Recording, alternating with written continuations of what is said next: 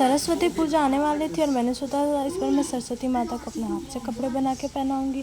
तो मैंने उन्हीं के लिए बहुत अच्छे से पीले रंग के कपड़े बनाए। ये पीले रंग की चुनरी से मैंने बनाया था और उसके बाद मैं जल्दी जल्दी तैयार होने चली गई, क्योंकि टाइम निकला जा रहा था, बहुत कम समय था हमारे पास, 12 बजे तक हमें सब कुछ करके फ्री होना था। तो मैं फटाफट तैयार हुई, मैंने अपनी चूड़ियाँ पहनी। ये पीले रंग की चूड़ी मैंने ली है क्योंकि सरस्वती माता को पीला कलर बहुत अच्छा लगता है। मैंने कोशिश करा था सब कुछ पीला ही पहनने का। आप देख सकते हैं कितनी प्यारी प्यारी चूड़ियाँ लग रही है।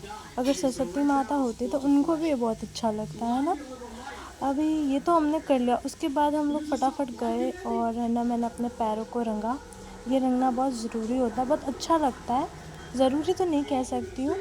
उसके बाद मैंने अपनी बेटी को भी हाथ में लगा दिया, उसे लगाना था। और फिर मैंने सूर्य देव को जल चढ़ाया। मैंने फटाफट से पानी थोड़ा और लिया गंगा जल डाल के, और फटाफट मैंने तुलसी माता को भी जल चढ़ा दिया।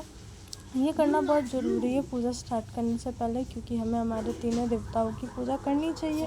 और शास्त्रों में भी लिखा हुआ है कि तुलसी जी की पूजा करने से बहुत ज़्यादा पुण्य मिलता है। और सूर्य देव को तो हम सभी डेली जल चढ़ाते हैं। इसके बाद मैंने फटाफट से थोड़ी सी पूजा अर्चना कर ली, माता से कुछ मांग लिया। आप सब भी अपने लिए मांगिए।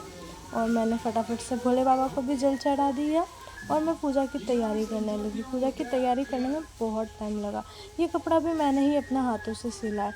काम बहुत था, इसलिए बाजू वाली आंटी भी आ गई हमारी हेल्प करने के लिए। अब क्या करें, इतना सारा काम होता है। आप देख ही सकते सारा सामान कैसे बिखरा हुआ पड़ा है, फिर भी हमें करना तो था ही, तो हम लोग कर रहे थे फटाफट से।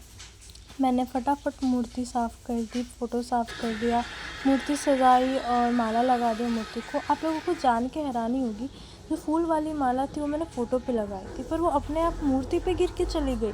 मतलब समझ रहे हो ना कि माता रानी आ चुकी है अब हमारे घर पे, तो उनका स्वागत तो अच्छे से करना बनता ही है। उनके लिए अड़हुल का फूल लेके आए थे हम, तो अड़हुल का फूल भी चढ़ा दिया उन पे।